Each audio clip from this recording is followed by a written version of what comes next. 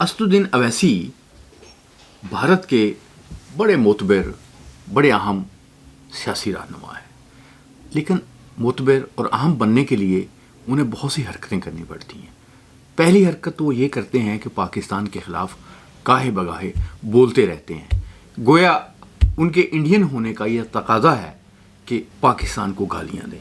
हम उनकी इस मजबूरी को समझते हैं और इस मजबूरी पे उनके साथ हैं।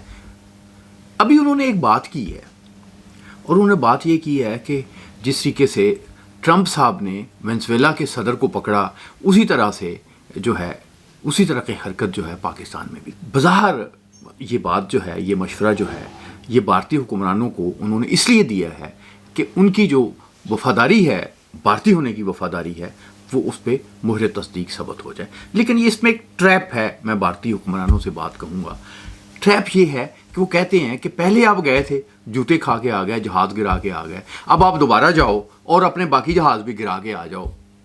मोदी जो है बहुत तेज़ और शरूर आदमी है। अवैसी साहब वो आपके चक्कर में नहीं आएगा, क्योंकि वो जानता है कि आप अपनी वफ़ादारी का सबूत देने के लिए पाकिस्तान के ख़िलाफ़ बोलते हैं, लेकिन आप उसके हक़ में भी नहीं हैं।